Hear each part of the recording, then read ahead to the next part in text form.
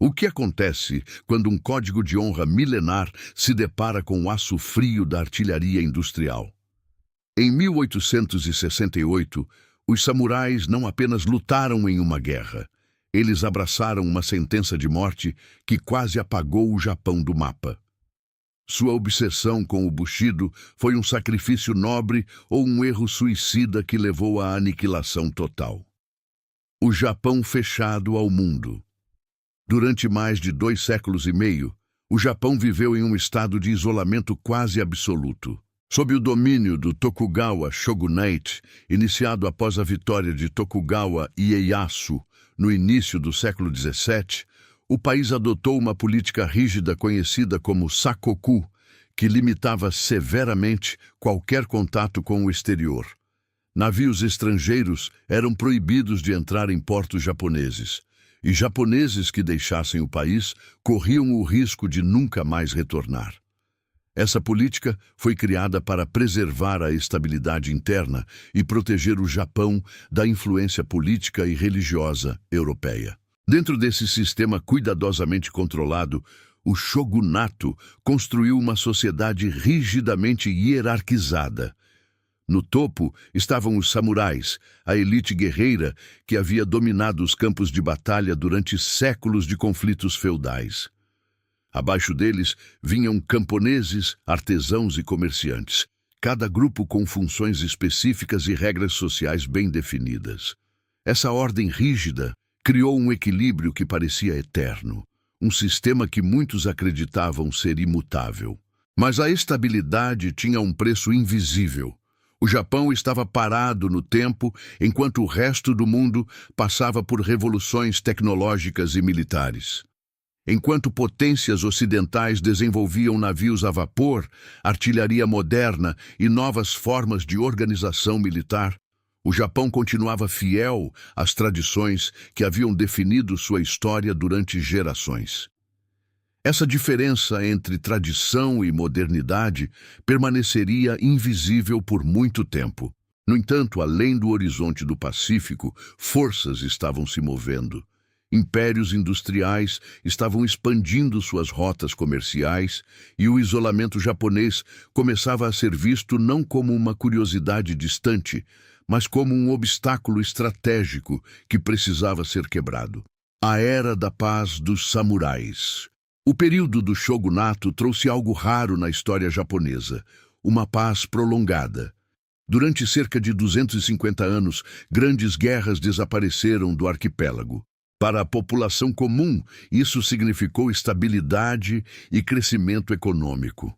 Para os samurais, no entanto, essa paz trouxe uma transformação silenciosa que poucos perceberam no início. Durante séculos anteriores, os samurais haviam sido guerreiros ativos, constantemente envolvidos em batalhas entre clãs rivais. A habilidade com a espada, a disciplina militar e a lealdade ao senhor feudal eram qualidades essenciais para sobreviver em um mundo dominado pela guerra. No entanto, sem conflitos para lutar, a função desses guerreiros começou a mudar gradualmente. Muitos samurais passaram a atuar como administradores, funcionários públicos e conselheiros políticos dentro do sistema do shogunato. Eles continuavam carregando suas espadas e mantendo os códigos de honra do Bushido, mas a realidade de suas vidas havia mudado profundamente.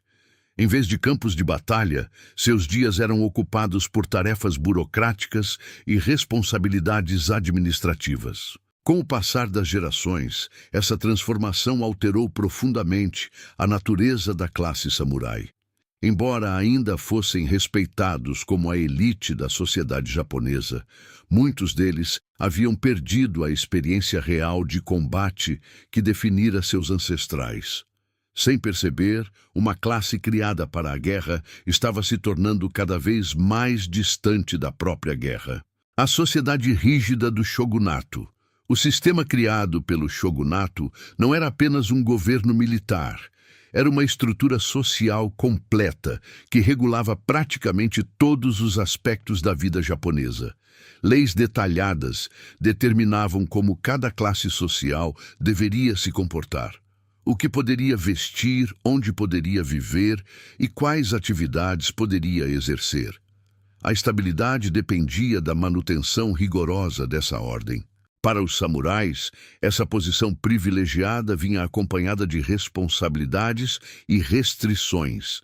Eles eram obrigados a manter uma vida de disciplina e honra, mesmo quando suas funções já não envolviam combate. O simples fato de carregar duas espadas era um símbolo visível de seu status e de sua identidade como guerreiros. Enquanto isso, comerciantes e artesãos começaram a acumular riqueza crescente, impulsionados pelo crescimento das cidades e do comércio interno. Esse desenvolvimento criou uma tensão silenciosa dentro da sociedade japonesa. Embora os comerciantes frequentemente possuíssem mais riqueza do que muitos samurais, a estrutura social ainda os colocava em posições inferiores. Esse desequilíbrio entre status social e poder econômico começou a corroer lentamente os fundamentos do sistema do shogunato. A sociedade japonesa permanecia estável na superfície, mas por baixo dessa estabilidade havia pressões acumulando-se silenciosamente, aguardando apenas um evento capaz de desencadear mudanças profundas. O horizonte escurece. Durante o início do século XIX, notícias de potências ocidentais expandindo sua influência pela Ásia começaram a chegar ao Japão. Impérios europeus já haviam estabelecido colônias e bases comerciais em diversas regiões do continente. A China, que por muito tempo havia sido considerada a maior potência da Ásia, havia sofrido derrotas humilhantes nas guerras do ópio contra a Grã-Bretanha. Esses acontecimentos começaram a preocupar alguns líderes japoneses mais atentos às mudanças do mundo. Eles perceberam que as armas e navios utilizados pelos ocidentais eram muito mais avançados do que qualquer tecnologia militar existente no Japão. Ainda assim, dentro do governo do shogunato, muitos acreditavam que o isolamento continuava sendo a melhor forma de proteger o país. Essa confiança na tradição estava profundamente enraizada na cultura política japonesa da época. Durante séculos, o sistema havia funcionado. O Japão havia mantido sua independência e sua estabilidade, enquanto outros países asiáticos haviam sido dominados por potências estrangeiras.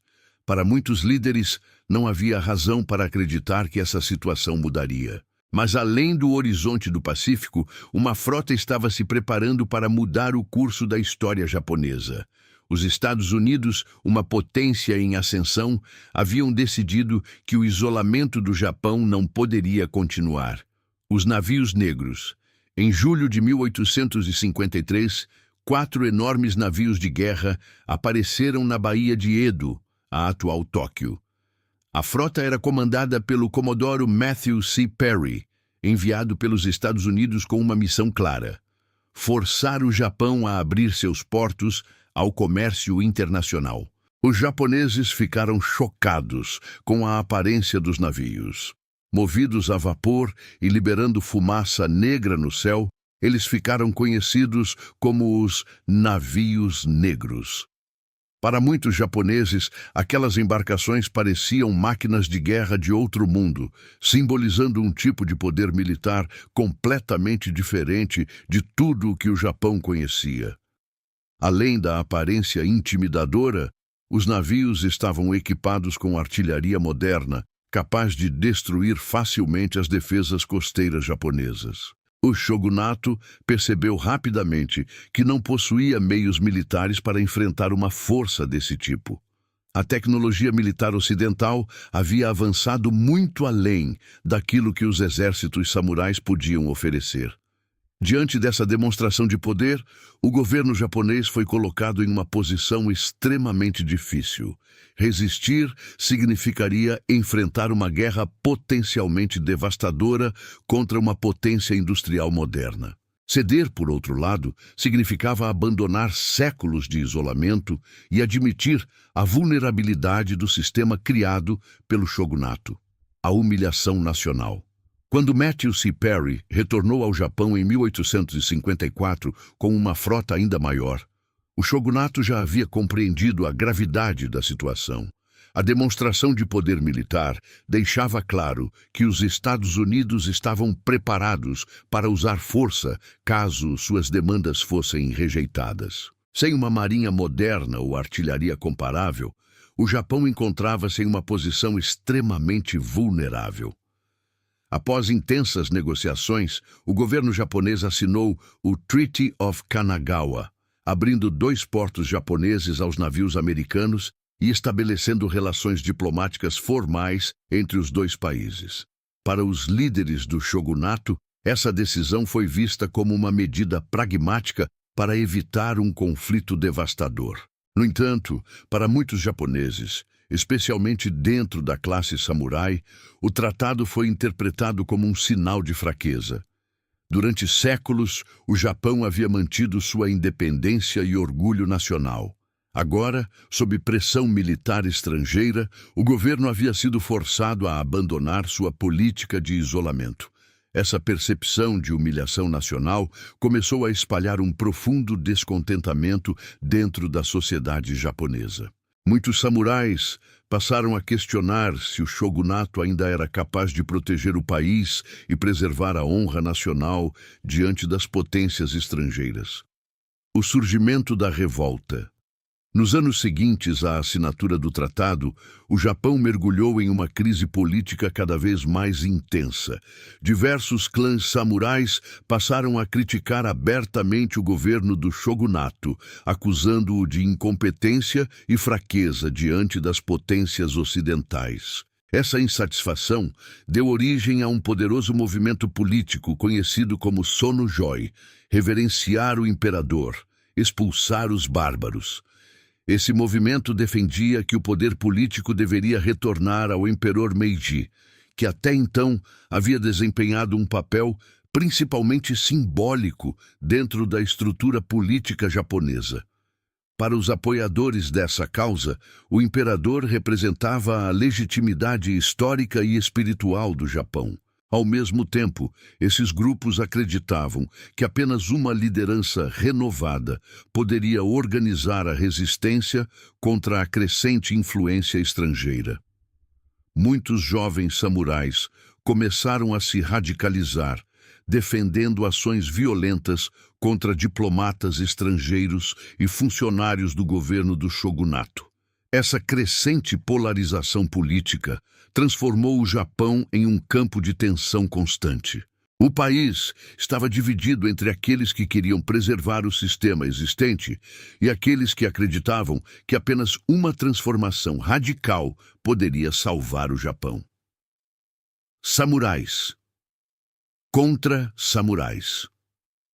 À medida que o movimento imperial ganhava força, o Japão começou a se dividir em 2 facções principais.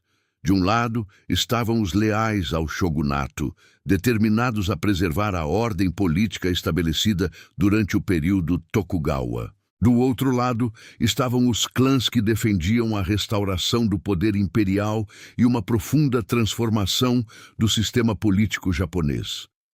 Essa divisão era especialmente dolorosa porque colocava samurais contra outros samurais. Homens que compartilhavam os mesmos códigos de honra, tradições e valores agora se encontravam em lados opostos de um conflito político cada vez mais inevitável. Clãs poderosos como Satsuma e Choshu tornaram-se centros da oposição ao shogunato. Esses domínios começaram a modernizar suas forças militares, adquirindo armas ocidentais e treinando tropas com novas técnicas de combate. Paradoxalmente, aqueles que defendiam a restauração das tradições imperiais estavam adotando as tecnologias militares do Ocidente. Enquanto isso, o governo do shogunato tentava desesperadamente preservar sua autoridade, modernizando lentamente suas próprias forças e tentando manter a estabilidade política. Mas a divisão dentro da sociedade japonesa já havia atingido um ponto crítico: o caminho para a guerra. A tensão entre as facções políticas continuou a crescer ao longo da década de 1860. Conflitos isolados começaram a surgir em diferentes partes do país, envolvendo confrontos entre tropas leais ao shogunato e forças alinhadas com a causa imperial. O Japão estava caminhando lentamente em direção a uma guerra civil. Dentro do governo do shogunato, alguns líderes perceberam que a situação estava se tornando insustentável. Eles tentaram implementar reformas e modernizações para fortalecer o sistema existente. No entanto, essas medidas chegaram tarde demais para conter o movimento político que já havia ganhado força em várias regiões do país. Ao mesmo tempo, os líderes do movimento imperial começaram a formar alianças estratégicas entre diferentes clãs opositores ao shogunato. Essas alianças criaram uma força política e militar capaz de desafiar diretamente o poder central estabelecido em Edo. Em 1867, a crise finalmente atingiu seu ponto de ruptura. O último shogun, Tokugawa Yoshinobu, enfrentava uma situação impossível. Manter o poder significava iniciar uma guerra civil contra forças cada vez mais organizadas.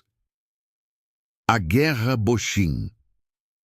Em 1868, o conflito finalmente explodiu na forma da Boshin War, uma guerra civil que decidiria o futuro político do Japão.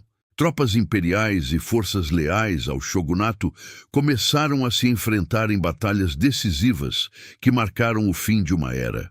Um dos primeiros confrontos importantes ocorreu na Batalha de Toba-Fushimi, onde tropas imperiais armadas com rifles modernos enfrentaram forças tradicionais do shogunato. A batalha demonstrou claramente como a modernização militar havia mudado a natureza da guerra. Para muitos samurais que lutavam pelo shogunato, a guerra foi um choque brutal. Técnicas de combate baseadas em espadas e tradições antigas estavam sendo confrontadas por armas de fogo modernas e táticas militares inspiradas no Ocidente.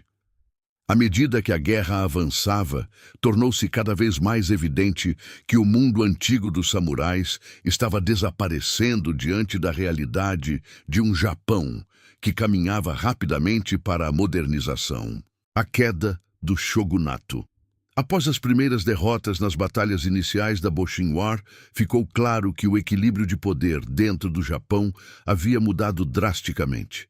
As forças imperiais, apoiadas por clãs poderosos como Satsuma e Choshu, avançavam com rapidez surpreendente. Equipadas com rifles modernos, artilharia ocidental e estratégias militares atualizadas, elas estavam melhor preparadas para o novo tipo de guerra que surgia no século XIX. Diante dessa situação, o último shogun, Tokugawa Yoshinobu, enfrentou uma escolha extremamente difícil. Continuar lutando poderia significar a destruição completa da capital Edo e o prolongamento de uma guerra civil devastadora. Por outro lado, render-se significaria aceitar o fim de um sistema político que havia governado o Japão por mais de 2 séculos. Compreendendo a gravidade da situação, Yoshinobu decidiu abdicar de seu poder político e entregar a autoridade ao imperador. Essa decisão marcou o colapso formal do sistema criado pelo Tokugawa Shogunate, encerrando um dos períodos mais longos de governo militar na história do Japão. No entanto, embora o shogunato tivesse oficialmente terminado, o conflito ainda estava longe de acabar. Muitos samurais leais ao antigo regime se recusaram a aceitar o fim de sua ordem social e estavam determinados a continuar lutando, mesmo diante de um futuro cada vez mais incerto. O nascimento de um novo Japão. Com a queda do shogunato, o poder político foi oficialmente restaurado ao Emperor Meiji, inaugurando um período que ficaria conhecido como Meiji Restoration. Esse momento marcou uma das transformações mais rápidas e profundas da história de qualquer nação. Os novos líderes do governo imperial estavam convencidos de que o Japão precisava se modernizar rapidamente para sobreviver em um mundo dominado por potências industriais. Para isso, eles iniciaram uma série de reformas radicais que alterariam completamente a estrutura política, econômica e militar do país. Entre as primeiras mudanças estava a criação de um exército nacional moderno, treinado e organizado de acordo com modelos europeus. Pela primeira vez, o serviço militar não seria exclusivo dos samurais. Camponeses e cidadãos comuns poderiam agora servir como soldados do Estado. Essa decisão representou uma ruptura profunda com séculos de tradição. A classe samurai, que durante tanto tempo havia monopolizado o poder militar, começava a perder seu papel central dentro da sociedade japonesa. A última resistência samurai. Apesar das reformas e da crescente consolidação do novo governo imperial, muitos samurais continuaram resistindo às mudanças. Para eles, o fim do shogunato representava não apenas uma mudança política, mas também a destruição de uma identidade construída ao longo de gerações. Em várias regiões do país, antigos guerreiros organizaram revoltas contra o novo governo. Eles acreditavam que o Japão estava abandonando suas tradições em favor de uma modernização que ameaçava destruir sua cultura. Essas rebeliões refletiam o profundo choque entre o mundo antigo dos samurais e a nova realidade que estava surgindo. Uma das mais famosas dessas resistências ocorreria alguns anos depois, liderada por Saigo Takamori, um dos mais respeitados samurais de sua época. Paradoxalmente, Saigo havia sido inicialmente um dos líderes que ajudaram a derrubar o shogunato e restaurar o poder imperial. No entanto, ao ver a velocidade das reformas e o desaparecimento do papel tradicional dos samurais, ele acabou se tornando o símbolo da última grande resistência contra a transformação radical do Japão, o fim da Era dos Samurais. À medida que as reformas da Meiji Restoration avançavam, o governo imperial tomou medidas cada vez mais decisivas para transformar o Japão em uma nação moderna. Uma das decisões mais simbólicas foi a abolição oficial dos privilégios da classe samurai. Os antigos guerreiros perderam o direito exclusivo de portar espadas e seus estipêndios pagos pelo governo foram gradualmente eliminados. Muitos samurais foram forçados a encontrar novos papéis dentro da sociedade, tornando-se professores, funcionários públicos ou empresários. Para uma classe que havia dominado a vida política e militar do Japão durante séculos, essa mudança foi profundamente traumática.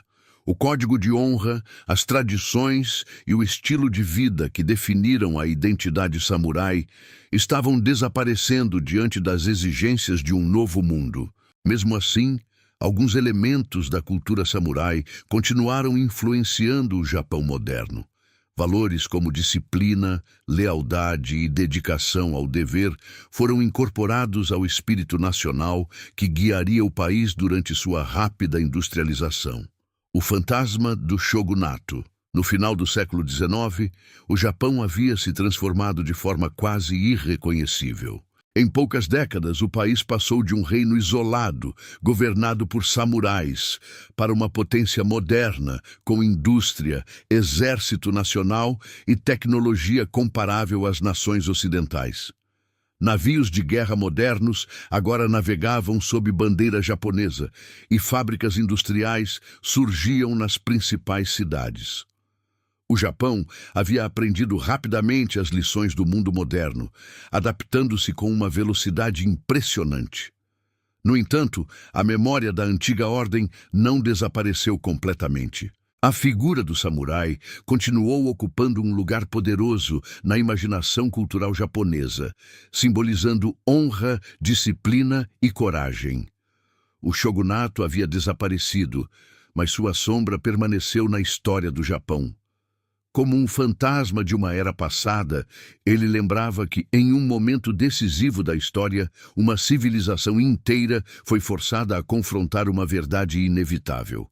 Tradições que não se adaptam ao tempo acabam se tornando relíquias do passado.